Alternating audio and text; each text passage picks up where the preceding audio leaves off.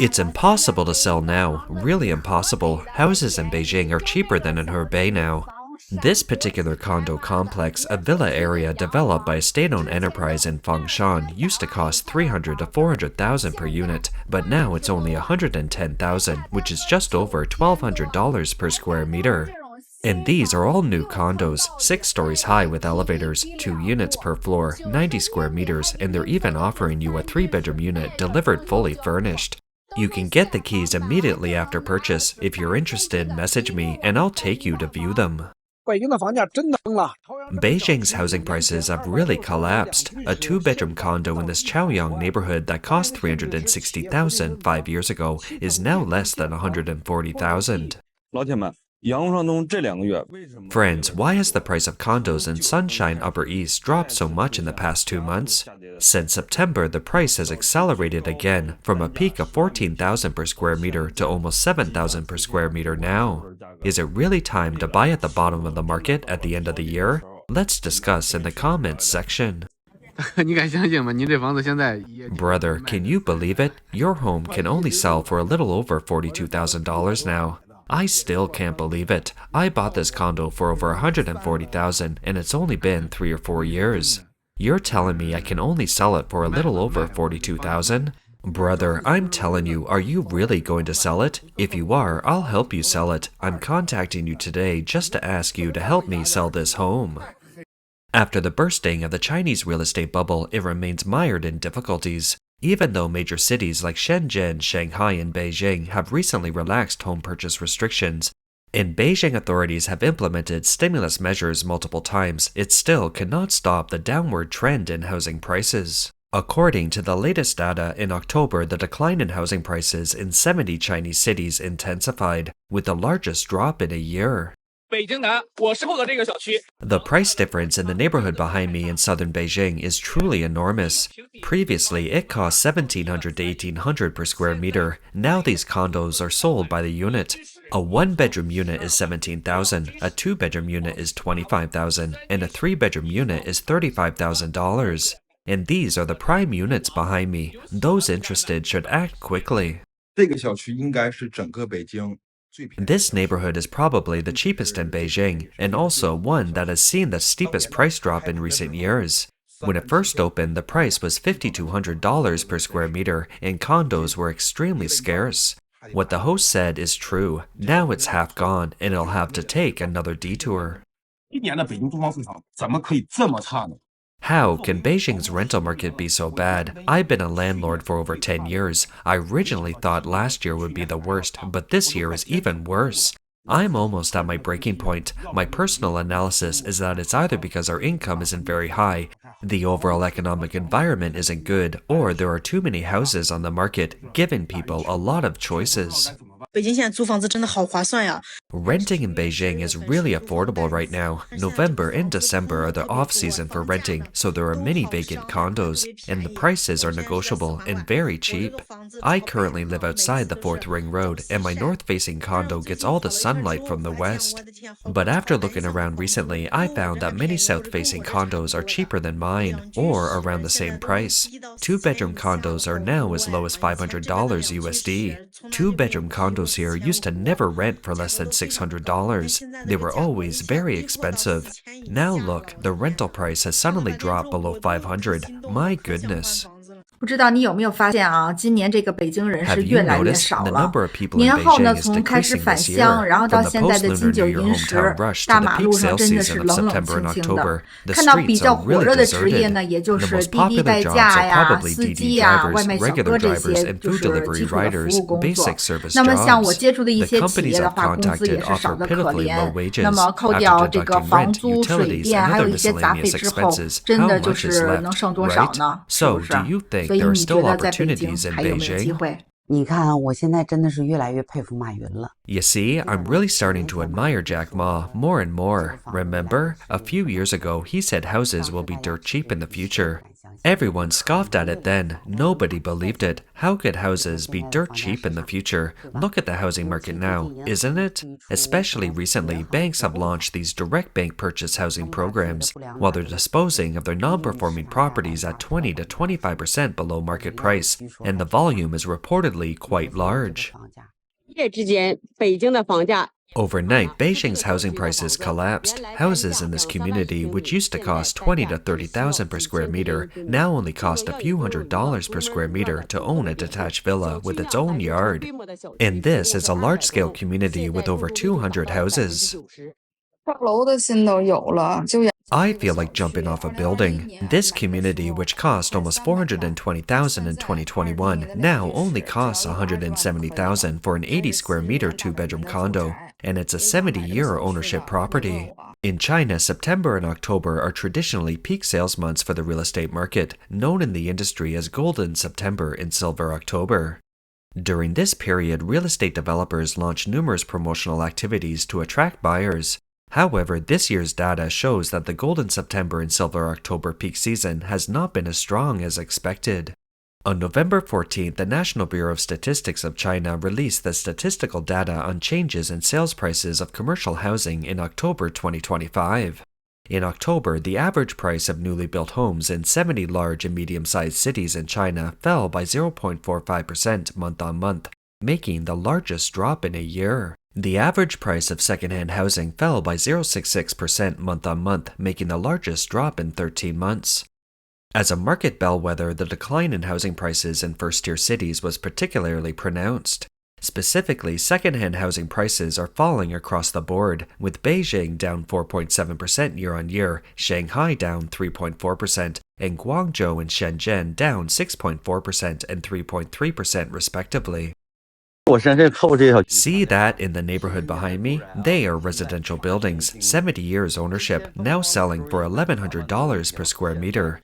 When it was at its peak, it sold for $4,200 per square meter. Now, only a few units are left, and you can still choose the floor and layout. It's already ready to move in.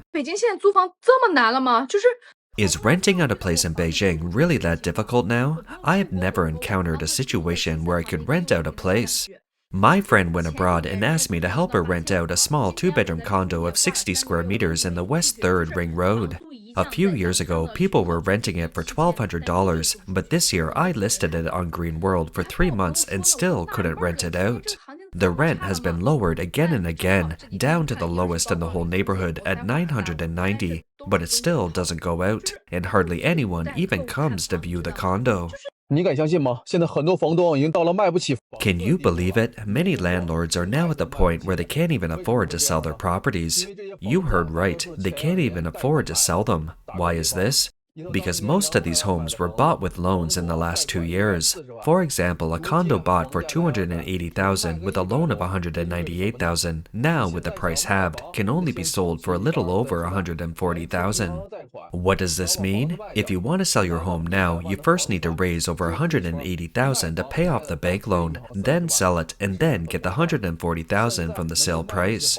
After all that, you still have to pay the bank $42,000 to sell the home. Isn't that surreal? To be honest, I'm even considering defaulting on my mortgage. Today, I accidentally opened Beike.com and saw that my home was priced at $85,000. I was stunned. Do you know how much I paid for it? Nearly $198,000. I've lost over $99,000 just like that. I still have over $99,000 in mortgage payments left. What was I thinking when I bought this condo? It was advertised as being in a high-tech area of the city. Now, even if I sell it, I still can't pay the mortgage. My job doesn't pay well, and I still have to pay almost $566 in mortgage payments every month. I'm really struggling. I'm planning to default on my mortgage. This is a condo I bought in April 2019. I put down $150,000 and took out a $140,000 loan for a total mortgage of $290,000. I've been paying off the mortgage for 5 years, about $750 a month, totaling approximately $42,000. Now I've checked and I've only repaid less than $14,000 of the principal. I don't even have the down payment left, so all those payments are gone. 买房6年，我还是走到了断供这一步。 6 years after buying my house, I've still ended up defaulting on my mortgage. I bought a condo in Shucheng's Eastern District in 2019 for a total price of $170,000. I paid a down payment of $42,000 and took out a 30-year mortgage of $120,000. The interest rate was quite high at the time, at 6.125%. My monthly mortgage payment was over $765. Adding property management fees and daily expenses for my family, I need at least $1,400 per month just to maintain a normal life. I gritted my teeth and persevered for 6 years, but in those years, housing prices plummeted. The home I had high hopes for is now only worth $110,000 on the market, and it's incredibly difficult to sell. 你知道现在北京有多少人因为 Do you know how many people in Beijing are defaulting on their mortgages because they can't afford them? How many more foreclosed properties are being sold in Beijing every month? Don't think this is just a cold, hard number. Behind each foreclosed property is a family unable to bear the pressure. It might be a middle-aged person who gritted their teeth to buy a new home for their children's schooling, or an elderly person who saved their whole life hoping for a comfortable retirement. Ultimately, they all face chaos because they can't make their mortgage payments. Why does it come to this? It's not that people don't want to pay their mortgages properly. It's that nearly 30% of people don't have stable jobs. Some work in internet companies and worry about being laid off. Some work in the physical economy and worry about declining customer traffic. And some do odd jobs without a fixed income. 现在的房价真成了笑话了，再这么跌下去。 The current housing prices are a joke. If they keep falling like this, how many people's finances will be in dire straits? 2 or 3 years ago, a client bought a condo for $1.74 million. Last month, a similar unit in the same complex sold for $1.24 million. He still owes the bank $1.27 million on his mortgage. If he sells now, he won't get the money back. He'll have to pay an additional $28,000. If this continues, I'm really worried that a large number of people won't be able to hold on and will default on their mortgages. People always say that housing prices will continue to fall for another 2 or 3 years. I just want to ask, can they afford to see prices fall further? If they really do fall for 2 or 3 years, how many families will be torn apart and broken apart? An unprecedented wave of mortgage defaults has quietly swept across 300,000 families nationwide. Within just 4 months, they have chosen to stop paying their mortgages. These people who once strived their entire lives to own a home are now victims swallowed by the housing bubble. The bursting of the housing bubble is profoundly altering the fates of countless families. One female netizen said that she bought a home for just over $140,000 with high hopes, hoping to provide her child with a better life. She cherishes her childhood environment, but now the home has lost nearly half its value, leaving her with a heavy mortgage burden and other life pressures. She says the biggest regret of her life is buying a condo at the beginning of the pandemic. She spent hundreds of thousands of dollars initially, but now even $70,000 isn't enough to buy it. She still has an $85,000 mortgage with monthly payments of $700 for 14 years, totaling nearly $110,000 in interest alone. Buying the home was the biggest mistake she ever made. We definitely have an emotional attachment to the home. We are reluctant to sell it. The house price dropped from over $420,000 to over $140,000, and my husband decided to sell it. We bought this condo with a $140,000 loan to pay for our child's schooling, with monthly payments of $700 and a 30-year mortgage. Now that our child is about to take the high school entrance exam, my husband's plan is to insist on boarding school regardless of which school our child attends. The condo has served its purpose for us. Currently, I've been unemployed for 3 months, and my husband is the sole breadwinner, burdened with the mortgage. Ultimately, we decided to sell the home. 我准备断供了。2019年10月。 I'm planning to default on my mortgage. In October 2019, I emptied my savings, making a down payment of $49,000 to buy a condo that cost $155,000 in total. I took out a $100,000 mortgage with monthly payments of over $566. After 6 years of hard work, I've paid back over 42,000, but my principal has only decreased by less than 14,000. Now, with the housing market crashing, even listing a similar unit in the same complex for 110,000 is difficult to sell. I roughly calculated that my down payment, mortgage payments, and finishing costs have evaporated over $100,000. Even if I manage to sell the home now, I'll only get a little over 14,000. 6 years of hard work have resulted in a net loss of over $92,000. Recently, many Chinese banks have accelerated their direct sales of real estate. Most of these properties stem from defaulted mortgages by businesses or individuals.